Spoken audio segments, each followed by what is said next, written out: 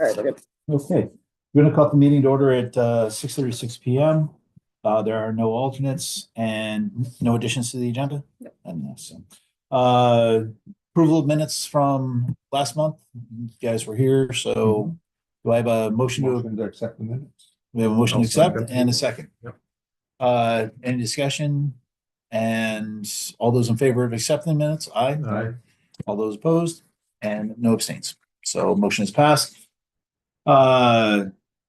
No audience of citizens at this time, and starting with you, Mr. Grenier, for old business. I just so I know, did the application get Yes. submitted paid? Yep, I will Not give you paid. that. If Not paid. not paid, Not Oh, I paid. thought it was paid.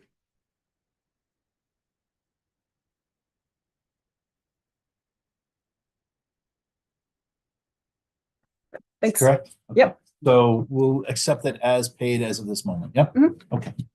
Obviously with the check clearing and all that, but for the moment, tentatively, we're good to go. So rock on, sir. Okay, so for the record, John Felician Boundaries LLC. We were here last month to discuss the mitigation of the violation that had been filed for this property. The application has now been submitted. You have your fee as of now. Based on the discussion at the last meeting, we've made some revisions to the plan, primarily based on the commission and Joe's comments with regard to what he would like to see. So initially, with the first one is that we pulled the proposed driveway another couple feet further from the wetlands. So we had moved this 2 feet further to the east, which gives you a little bit more separation from the wetland boundary that was delineated. The other thing that Joe was primarily looking for was he had asked for some sort of ENS protection within the wetland during the removal of the concrete material that's been stockpiled in those locations. And he had asked for a turbidity curtain. So we've shown a turbidity curtain on the plan. We've provided a turbidity curtain detail.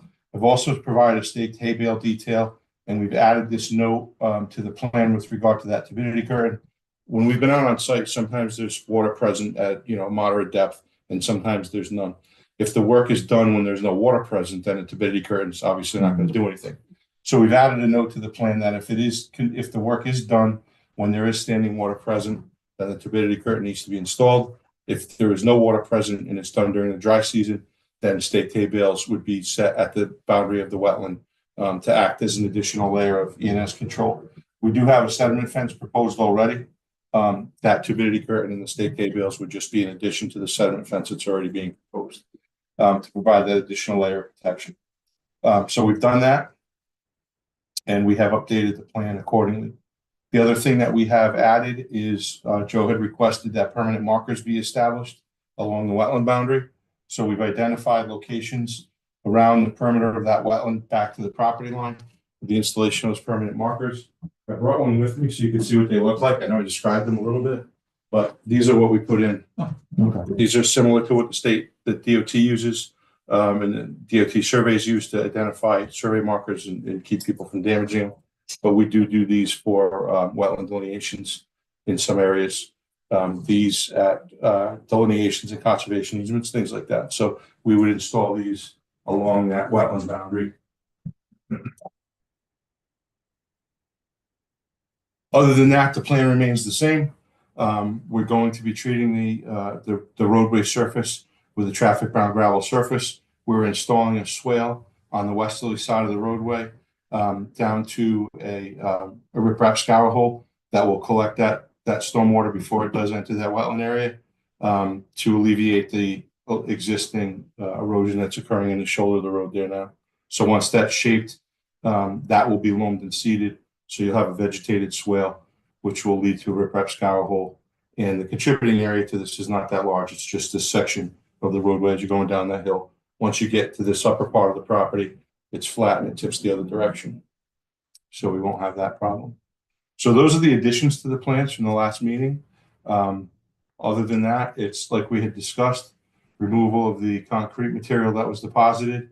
We did specify that if it was less than 18 inches in size and free of steel, free of rebar, that it could be used as the reinforcement where we have proposed the riprap along that shoulder of the road. And then you have some asphalt removal some millings removal on the other side of the roadway.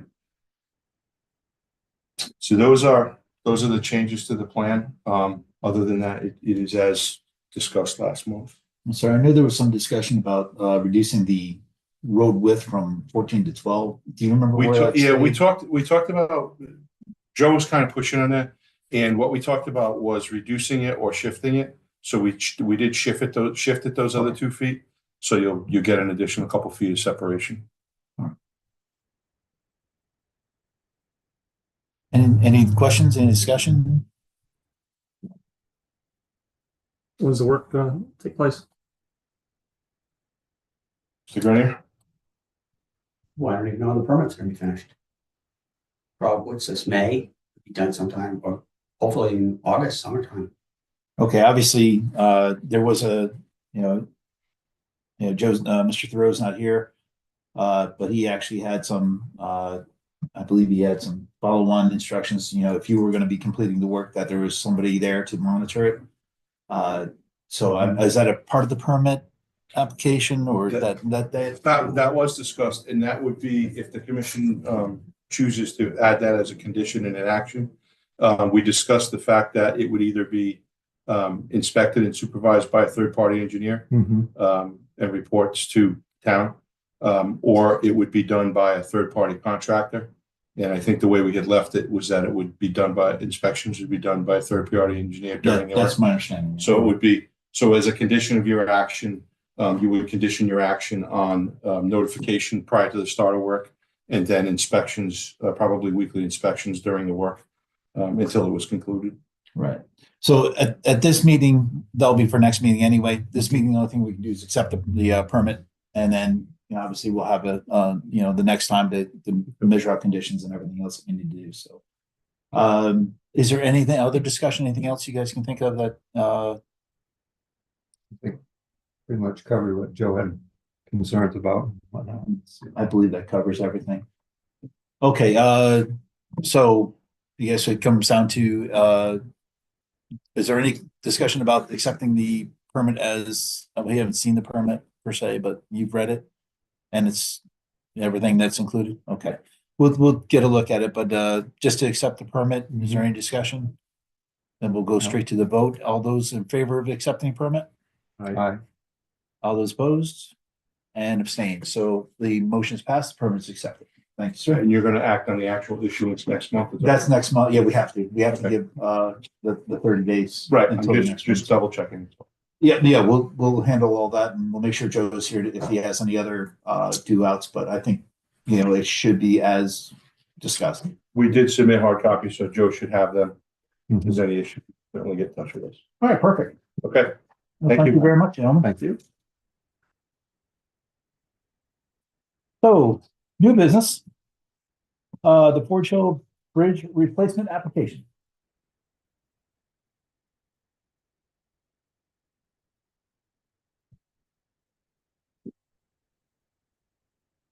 I am Rochelle Clark with CHA. I'm the consultant liaison engineer on the placement of the Fort Hill Road over Fog River. Tonight, the parent is here with me as well from CHA, and give you a quick little background on the project. So one thing to note about the plans is that when you're looking at plans, north is actually to the right on the plans. So as you may know, the bridge was damaged a couple of years back. A tractor trailer hit the north side of the bridge. Since then, it has been one-way alternating.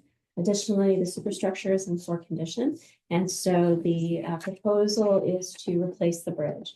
The bridge is going to be slightly longer in order to meet the US ACE best management practices of 1.2 times bankable width. The bridge will also have, or the project will also have a temporary bridge that will be in use while the permanent bridge is being constructed.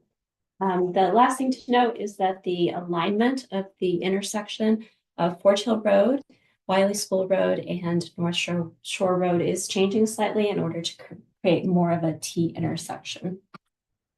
You said there's a temporary bridge. Where would it be putting it temporary? The temporary bridge is actually located on the west side of the existing bridge.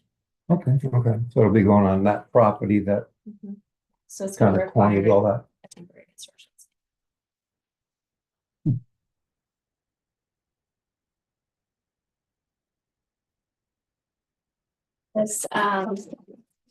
This plan view shows our temporary and permanent water course and wetland impacts. So in the blue, we have, the light blue, we have our temporary impacts, which are 360 square feet.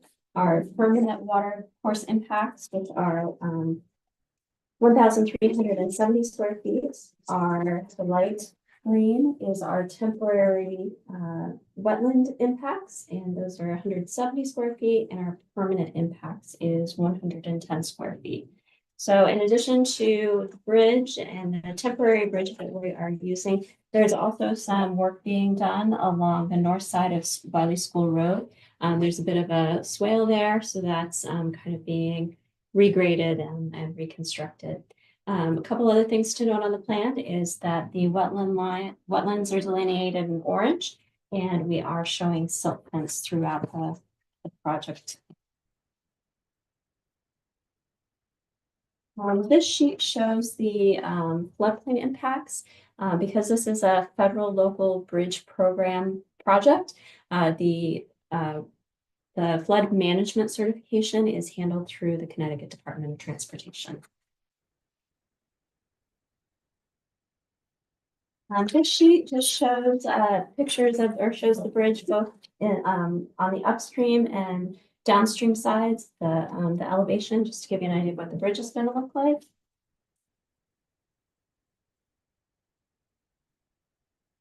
We have a water handling plan included in the permit plan set. There will be cofferdams and temporary water handling to construct both the temporary and the permanent bridge. And finally, our last sheet shows a planting plan so that all of the disturbed areas are going to be restored. So that's a quick overview of the entire project. Is there anything I can provide clarification on? Obviously, they've done flow studies through there. There's not going to be a problem with that the high sediment area prior to it. So not worried about it sedimenting in down there at all. So you're talking on the upstream side or the downstream the, side? The upstream it's got a lot of years and years and years of buildup and sediment. As a matter of fact, it's probably about the mud's probably about a couple feet deep in there. There's no worries about it. During the flow is going to change, and that the sediment's going to move downstream. That is an excellent question. I do not believe that the hydraulic engineers noted any concerns about soil erosion up or downstream of the bridge. Okay. Yeah, I know it every so often it does rip through there, and if it gets a little bit of less constrained channel, I think it's gonna want to move a lot of the material out. But if obviously they believe it's just going to continue on downstream, then they have the better degree. So I'll go with them. So any questions? And this is just a permit, right? So far? Yep. And the permit's been accepted or it's been entered and paid for and all that? Yeah. Okay. It's fees are waived, so. I just had to make sure. Is it the same process for permitting except? Yeah, Okay. you guys have to accept and then approve and. So I haven't done a large project like this, but mostly private, no public stuff. So this is new to me. Any questions, any comments, anything you guys are concerned about? What's the time frame of the whole project? So this project is, we are expecting final design plans to come in in June of this year. It'll go out to bid in about August, September timeframe, and then construction is slated to start April of next year. And be complete in the same summer? It'll actually be a 2-season project. Okay. And the reason is because there are overhead utilities that need to be temporarily relocated, as well as the construction of the temporary bridge. So is what heavy equipment to be used for this? Is that factored in, I guess, to impact as far as, moving soil around and things of that nature? Yeah. How does that handle, I guess? Yeah, so the engineers, have looked at, constructability. And so, what is proposed currently is you would have, the crane would actually be on this side of the site. And the delivery truck would be on this side of the site, and then they will, basically pick and set the Mhm. beams here.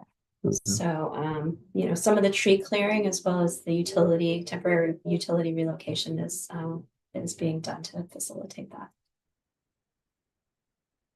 Apologize for my previous comments. I realized, I believe I remember, there's a dam just upstream of that. Yeah, the dam is up here. There's another check dam, I think. Yeah, and it's pretty It's far downtown? downstream. Okay. Yeah, still water. I'm misremembering it, yeah, okay. Okay, I'm good, you're good? Okay, Yeah. any other discussion? I will go to, all those in favor of accepting the permit for the, is it the North Shore Road, or is it? It's technically Fortune Forest Hill Road, the Road. Forest Hill Road, bridge.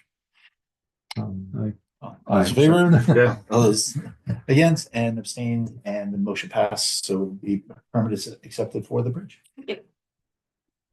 And next month is, hopefully we'll have our wetlands agent here so, he'll have more of an educated, if there are any issues, he's kind of our go-to person, so. Okay. So next month might be a little bit more, I don't think it will be much more in depth, but, it should be pretty straightforward. Yeah, and by all means, if Joe has questions, comments, he can always email us. That would be the hope. Yeah, he'd be a lot better informed than us, so that'd be great. But thank you very much. We appreciate your presentation. Thank you for your time. Moving on, correspondence. None. Our agent is missing, so therefore there shall not be. Did he leave a report for you, Taylor? Nope. I think I accidentally kept elections on the agenda. Just cross that off because I forgot to delete that. Yeah, we did the elections last one. Yep. So that is done. And last but not least, gentlemen, do we have a motion